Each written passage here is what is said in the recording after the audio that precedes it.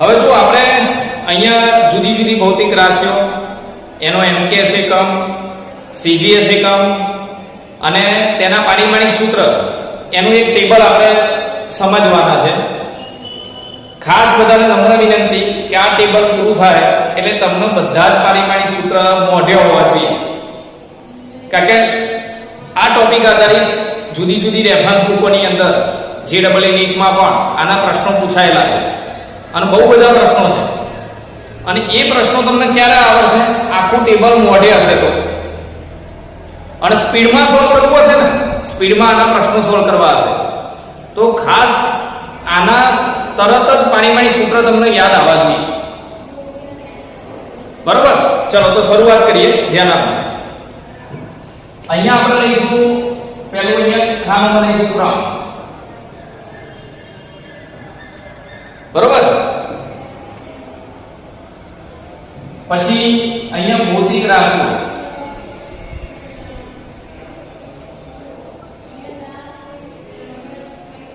એના પછી અહીંયા એની વ્યાખ્યા અથવા સૂત્ર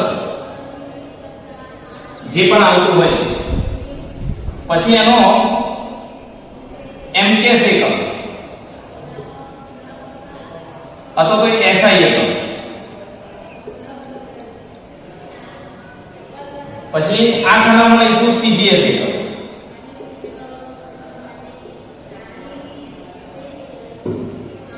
પછી અહીંયા લઈશું એનું પારિમાણિક સૂત્ર.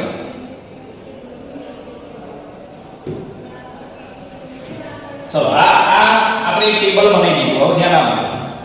શરૂ કરીએ.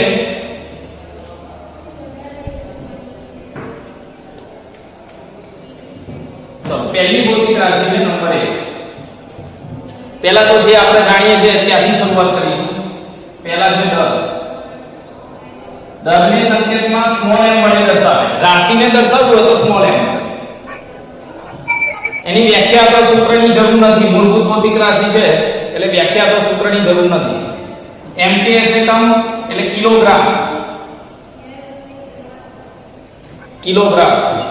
CGS એકમ ગ્રામ. બરોબર? CGS એકમ એનો ગ્રામ થશે. આ થોડું મોટા અક્ષરે લખો એટલે તમને દેખાય. અને પારિમાણિક સૂત્રમાં દર માટે શું લખાય? m1. પછી આમાં અંતર તો છે જ નહીં એટલે l લખવો તો 0, t લખવો હોય તો 0. ના લખો તો પણ ચાલે. દરનું પારિમાણિક સૂત્ર m1. બસ આટલું સિમ્પલ જ છે. ચલો નંબર 2. બીજી ભૌતિક રાશિ છે આપણી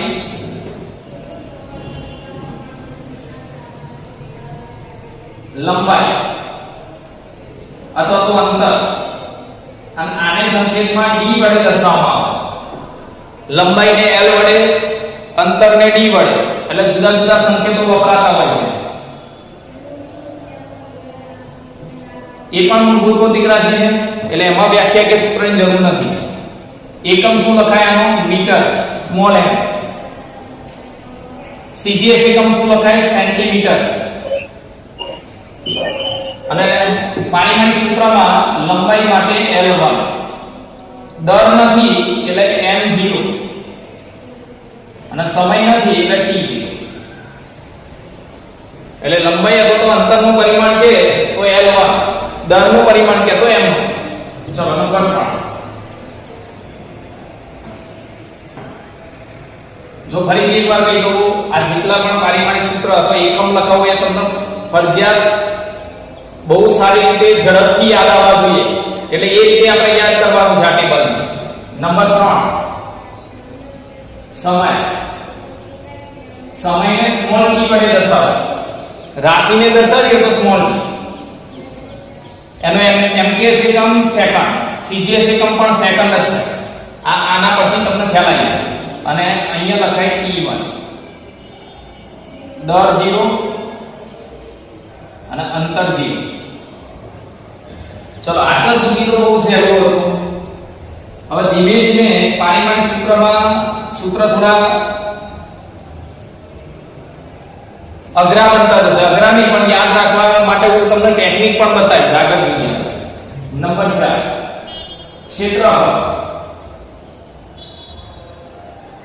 ક્ષેત્રફળ. આને a વડે દર્શાવવામાં આવે છે. ક્ષેત્રફળ નામની રાશિને કેપિટલ A વડે દર્શાવે. એની વ્યાખ્યા અથવા સૂત્ર, ચલો ક્ષેત્રફળનું સૂત્ર લખવું શું લખાય? લંબાઈ ગુણ્યા પહોળાઈ. જો લંબચોરસ હોય તો લંબાઈ ગુણ્યા પહોળાઈ, અને ચોરસ હોય તો લંબાઈ ગુણ્યા. ચલો અહીંયા જો બોલતા નહીં કોઈ, જ્યાં સુધી હું તમને પ્રશ્ન ના પૂછું ત્યાં સુધી માઇક બંધ રાખો, મ્યુટ કરો માઇક. સારું, ક્ષેત્રફળ માટે સૂત્ર થાય લંબાઈ ગુણ્યા પહોળાઈ. લંબચોરસ હોય તો ચોરસ હોય તો લંબાઈ ગુણ્યા લંબાઈ. એટલે આ પણ અંતર છે અને આ પણ અંતર છે, એટલે અંતર બે વખત, એટલે અહીં કહેવાય અંતરનો વર્ગ. તો એકમ શું થયો? તો m કે એકમ, અંતર માટે મીટર એટલે મીટરનો સ્ક્વેર લખાય. cgs એકમ સેન્ટીમીટરનો સ્ક્વેર લખાય.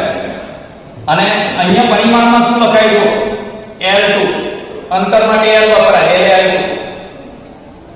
દર 0, દર નથી, સમય પણ આમાં છે નહીં. તો ક્ષેત્રફળનું પારિમાણિક સૂત્ર થયું L2.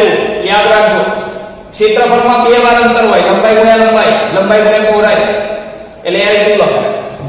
ચલો એના પછી નંબર 3 ધ્યાન આપજો. સોરી, નંબર 5 કર. બરોબર, આને ઘનફળ કહેવાય.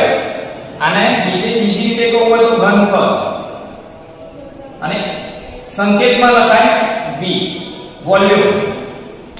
કદ માટેનો સંકેત શું છે? વોલ્યુમ.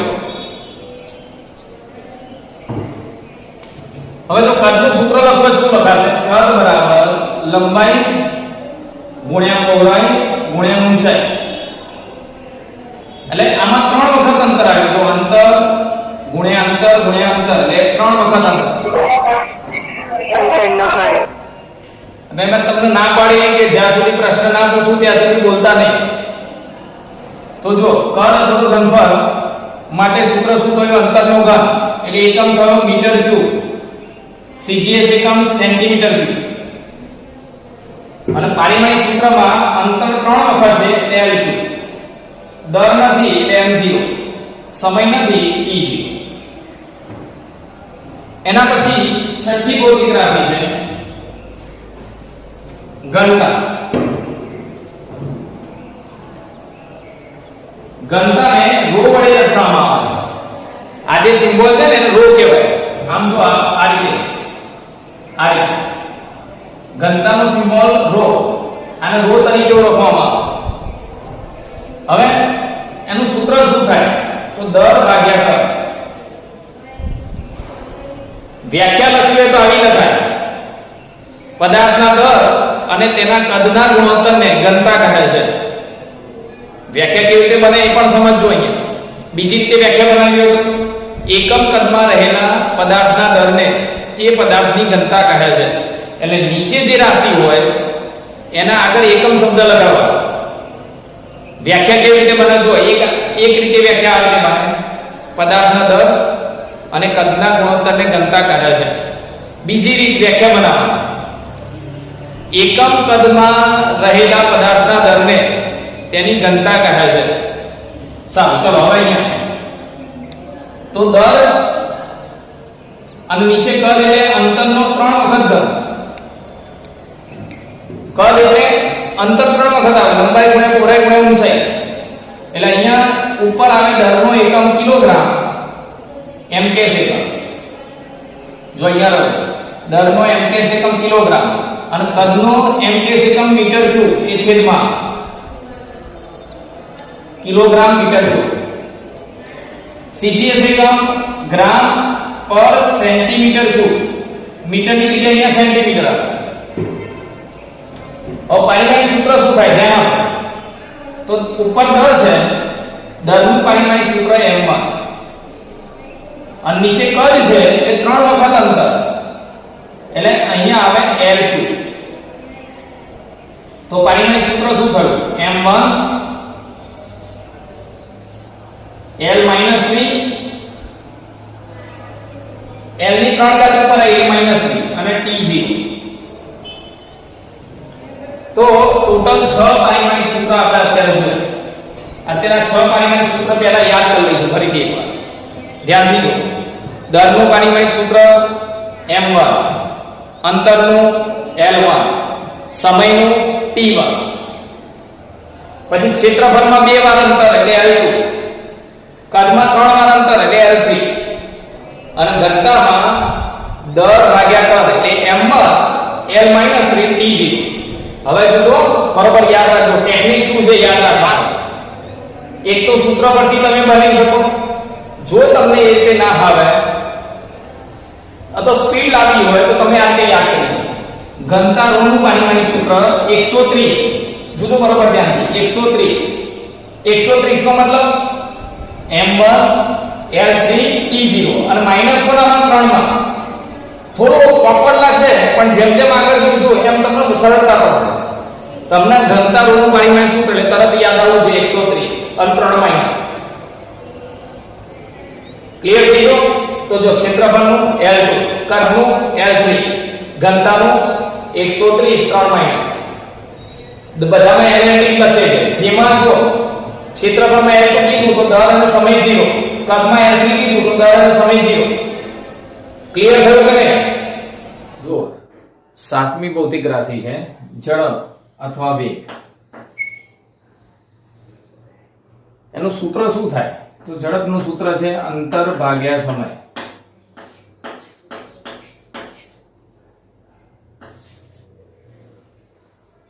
હવે અંતરનો mks એકમ તો અંતરનો એકમ મીટર અને સમયનો એકમ સેકન્ડ એટલે ઝડપનો એકમ શું થયો mks એકમ હતો SI એકમ મીટર પ્રતિ સેકન્ડ cgs એકમ લેવો હોય તો મીટરની જગ્યાએ સેન્ટીમીટર અને ભાગ્યા સેકન્ડ અને પારિમાણિક સૂત્ર તો જો અંતરનું l1 અને સમયનું t1 l1 t1 તો શું પારિમાણિક સૂત્ર બનશે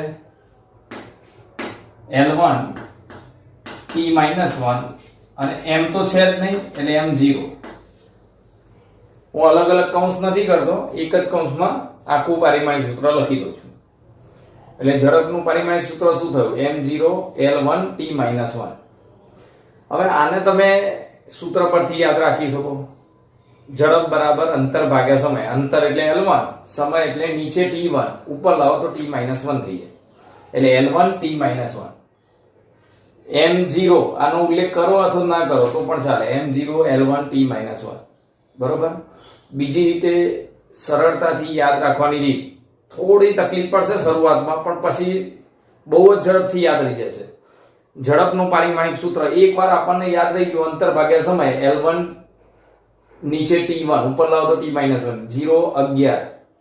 0 11 અને t ના પાછળ જે ઘાત આવે એ -1 થાય નંબર 8 પ્રવેગ આને કહેવાય એસેલરેશન એટલે એ લખાય હવે પ્રવેગનું સૂત્ર શું થાય વેગમાં થતો ફેરફાર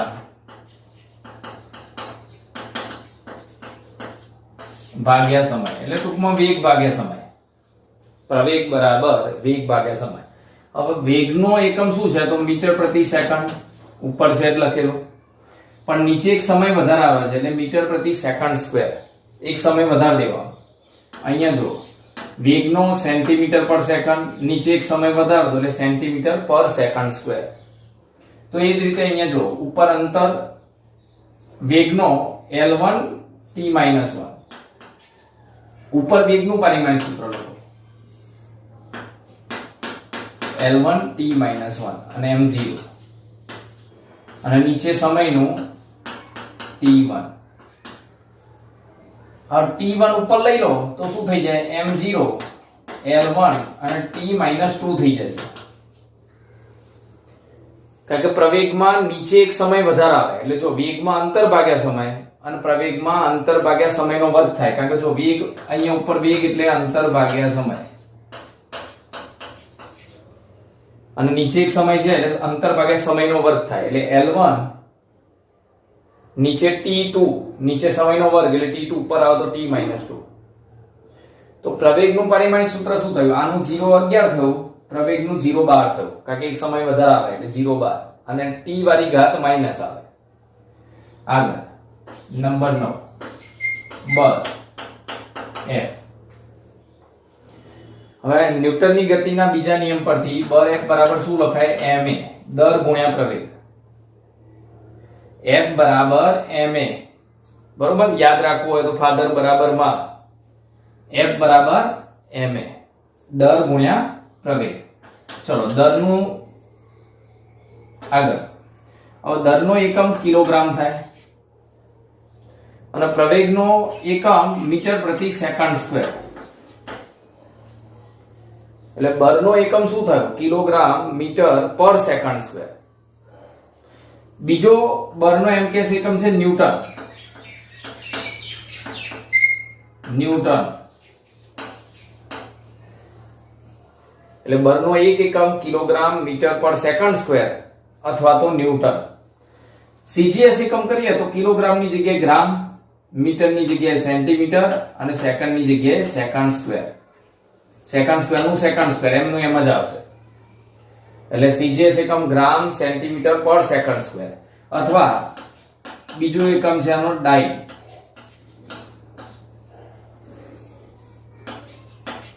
ડાઈ એટલે બળનો એમકેએસ એકમ ન્યૂટન અને સીજીએસ એકમ ડાઈન થાય. આ ખાસ યાદ રાખવાનું. બીજી રીતે યાદ રાખો તો કિલોગ્રામ મીટર પર સેકન્ડ સ્ક્વેર, અહીંયા સીજીએસ માં ગ્રામ સેન્ટીમીટર પર સેકન્ડ સ્ક્વેર. હવે જો પારિમાણિક સૂત્ર બનાવવું હોય તો તમે આના ઉપયોગ કરીને બનાવી શકો અને એકમ દ્વારા બનાવી શકો. બરોબર? હું એકમ દ્વારા પહેલા બતાવું છું. કિલોગ્રામ એટલે દર એટલે m1, મીટર એટલે અંતર એટલે l1 અને સમય t2 ઉપર આવે તો t-2. એટલે એકમનો ઉપયોગ કરીને આપણે પારિમાણિક સૂત્ર બનાવ્યું. જો કિલોગ્રામ દર માટે છે એટલે m1, મીટર અંતર માટે એટલે l1, સમય t2 ઉપર જાય તો t-2. તમે આનો ઉપયોગ કરીને બનાવી શકો. જો પેલું દર એટલે m1 અને પ્રવેગ માટે l1 t-2. એમાં m0 તો લેવાનો નહીં, આ થઈ ગયું. બરોબર? તો જો ઝડપનું પારિમાણિક સૂત્ર શું આવ્યું? 0.11, કારણ કે અંતર ભાગ્યા સમય એટલે l1 t-1 થાય. પ્રવેગનું નીચે સમય એક વધારે આવે ઝડપ કરતા એટલે 0.12 અને બળમાં 112. 0.11, 0.12 અને 112 માઈનસ બધામાં છેલ્લે જ છે. જો બરોબર? તો આ રીતે પણ યાદ રાખી શકો અને સૂત્ર પરથી પણ યાદ રાખી શકો. આગળ નંબર 10 દબાણ. દબાણ કોને કહેવાય? તો જો આ બોર્ડ ઉપર હું આ રીતે બળ લગાડું આમ, તો મેં બોર્ડને દબાણ આપ્યું કહેવાય. એટલે દબાણ એટલે શું? તો તમે બળ આપો છો, કેવી રીતે આપો છો? જો બોર્ડ ઉપર બળ કેવી રીતે આપ્યું? મેં લંબ રૂપે, અને એને આપણે દબાણ કહીએ. શું બોર્ડને આમ ખેંચતો હોય આમ નીચે તરફ તો એને દબાણ ના કહેવાય. દબાણ કોને કહેવાય? આ બોર્ડ ઉપર મેં દબાણ આમ કરીને આપ્યું તો મતલબ બોર્ડ ઉપર મેં બળ લગાડ્યું અને લંબ રૂપે લગાડ્યું. એટલે કોઈ પણ ક્ષેત્રફળ વાળી સપાટી હોય એના પર લંબ રૂપે લગાડેલા બળને દબાણ કહે છે. એટલે આનું સૂત્ર થાય બળ ભાગ્યા ક્ષેત્રફળ. યાદ રાખજો, બળ ભાગ્યા ક્ષેત્રફળ. એટલે કોઈ એકમ ક્ષેત્રફળ વાળી સપાટી હોય નીચે છે ને, એટલે શબ્દ શું લખાય? એકમ. આની વ્યાખ્યાઓ બનાવી હોય તો આ રીતે બને. જો એકમ ક્ષેત્રફળ વાળી સપાટી પર લંબ રૂપે લગાડેલા બળને દબાણ કહે છે. આની વ્યાખ્યા આપી હોય તો પ્રવેગની. એકમ સમયમાં પદાર્થના વેગમાં થતા ફેરફારને પ્રવેગ કહે છે. ઝડપની વ્યાખ્યા આપી હોય તો એકમ સમયમાં પદાર્થે કાપેલા અંતરને ઝડપ કહે છે. તો આ રીતે તમે વ્યાખ્યાઓ બનાવી શકો. ચલો આગળ જો. બળનો એકમ શું થયો? ન્યૂટન. અને ક્ષેત્રફળનો એકમ મીટર સ્ક્વેર. બે વાર અંતર આવે ને ક્ષેત્રફળને મીટર સ્ક્વેર. ન્યૂટન પર મીટર સ્ક્વેર અથવા બીજો એકમ છે પાસ્કલ.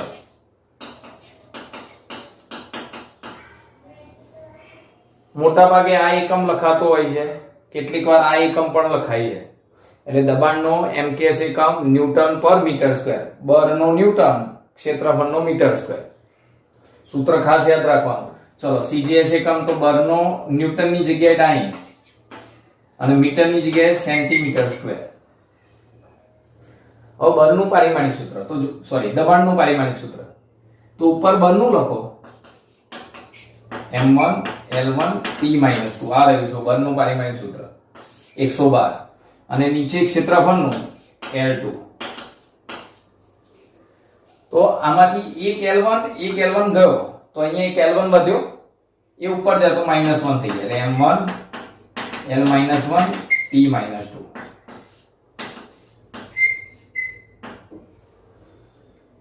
અથવા તો આ -2 ઘાત ઉપર લઈ લો, સોરી +2 ઘાત ઉપર લઈ લો તો -2 એમાંથી +1 એટલે -1 ઘાત વધે l ની. તો તમે ધ્યાનથી જો બળનું 112 દબાણનું પણ 112 જ છે એટલે બળ અને દબાણના પારિમાણિક સૂત્ર લગભગ સરખા છે. ખાલી આમાં t ની -2 ઘાત એટલે છેલ્લી માઈનસ ઘાત આવે છે અને આમાં છેલ્લા બે માં માઈનસ આવે છે. એટલે તમે આટલા પારિમાણિક સૂત્ર બહુ સરળતાથી યાદ રાખી જો ઝડપનું 011, પ્રવેગનું 012, બળનું 112 અને દબાણનું પણ 112. પણ બંને સરખા નથી હો, યાદ રાખજો. આમાં t ની -2 ઘાત અને આમાં l ની -1 t ની -2 એટલે છેલ્લા બે માં માઈનસ, આમાં છેલ્લા એક માં માઈનસ. બરોબર 011 012 112. ચલો આગળ જો 11 કાર્ય. હવે કાર્ય કોને કહેવાય? ધારી લો કે આ ચોક છે એ આ સપાટી પર અહીંયા પડ્યો છે, હું એને અહીંયા લાવવાનું કાર્ય કરવું છે મારે. તો હું શું કરીશ? બળ લગાડીશ અને બળના લીધે એનું સ્થાનાંતર થશે. જો આ ચોક અહીંયાથી અહીંયા આવ્યો એટલે બળ લગાડવાથી એનું શું થયું? સ્થાનાંતર. એટલે આપણે કાર્ય કર્યું એમ કહેવાય. આ ચોકને અહીંયાથી અહીંયા લાવવા માટેનું કાર્ય કર્યું. તો કાર્ય કરવા માટે કઈ રાશિની જરૂર પડી? બળ અને એના લીધે શું થયું? સ્થાનાંતર. એટલે બળ ઇન્ટુ સ્થાનાંતર જેને કાર્ય કહેવાય. ચલો એકમ શું થાય? તો બળનો એકમ ન્યૂટન અને સ્થાનાંતરનો એકમ મીટર. એટલે કાર્યનો MKS એકમ થયો ન્યૂટન ઇન્ટુ મીટર અથવા બીજું એકમ થાય જૂલ. MKS એકમ આ ખાસ યાદ રાખવાનું. કાર્યનો MKS એકમ ન્યૂટન ઇન્ટુ મીટર અથવા જૂલ. ચલો CGS એકમ ન્યૂટનની જગ્યાએ અહીંયા ડાઈન વપરાય અને મીટરની જગ્યાએ સેન્ટીમીટર. ન્યૂટન હોય એનો CGS એકમ ડાઈન તો ન્યૂટનનો ડાઈન મીટરનો સેન્ટીમીટર અથવા જૂલની જગ્યાએ અર્ગ, જૂલની જગ્યાએ અર્ગ. એટલે કાર્યનો MKS એકમ ન્યૂટન ઇન્ટુ મીટર અથવા જૂલ અને CGS એકમ ડાઈન ઇન્ટુ સેન્ટીમીટર અથવા અર્ગ. એટલે જૂલ અથવા અર્ગ કાં તો ન્યૂટન ઇન્ટુ મીટર અથવા ડાઈન ઇન્ટુ સેન્ટીમીટર. હવે પારિમાણિક સૂત્રમાં પહેલા બળનું લખો છો m1 l1 t - 2 112 અને સ્થાનાંતરનું l1. તો કાર્યનું પારિમાણિક સૂત્ર શું થયું? m1 l1 બે વખત છે l2 t - 2. તો જો આનું પારિમાણિક સૂત્ર આગળ ક્રમમાં જ જાય છે. જો આ 011 હતું ઝડપનું, પછી પ્રવેગનું 012 થયું, પછી બળનું 112 થયું, દબાણનું પણ 112 જ છે અને પછી કાર્યનું 122 થયું. 011 012 112 અને પછી 122. પણ આ બે માં સરખા નથી હજુ, યાદ રાખજો. આ છેલ્લા એકમાં માઈનસ છે, આ છેલ્લા બે માં માઈનસ છે. બરોબર ધ્યાન રાખવાનું, ઝડપથી યાદ રહી જવું જોઈએ એકમો સાથે. નંબર 12 ઊર્જા. ઊર્જાને E વડે દર્શાવવામાં આવે છે. આમાં ઊર્જામાં કઈ કઈ ઊર્જા આવે? ગતિ ઊર્જા, સ્થિતિ ઊર્જા, ઉષ્મા ઊર્જા, યાંત્રિક ઊર્જા વગેરે. હવે યાદ રાખો, ઊર્જા એક પ્રકારનું કાર્ય છે. જો આપણામાં ઊર્જા હોય તો આપણે કાર્ય કરી શકીએ, ઊર્જા જ ના હોય તો કાર્ય જ ના કરી શકાય. મતલબ ઊર્જાનું કાર્યમાં રૂપાંતર થાય. એટલે ઉર્જા બરાબર તમે કાર્ય ગણી શકો. અહીંયા સૂત્ર લખવું હોય ને તો અલગ અલગ આવે. ગતિ ઉર્જા માટે 1/2 mv² આવે, તમે કદાચ આગળ ભણેલા હશો. સ્થિતિ ઉર્જા માટે mgh આવે. યાંત્રિક ઉર્જા માટે 1/2 kA² આવે. આ બધું તમે આગળ શીખશો, તમે ના ભણેલા હોય તો. પણ ટૂંકમાં યાદ રાખો, ઉર્જા એટલે કાર્ય, મતલબ કાર્ય માટે જ લાગુ પડે. એટલે અહીંયા જો એકમ એનો એ જ આવે, આનો આ જ એકમ કાર્યનો જ, આ એકમ પણ એનો એ જ આવે, અને પારિમાણિક સૂત્ર પણ એનું એ જ આવે.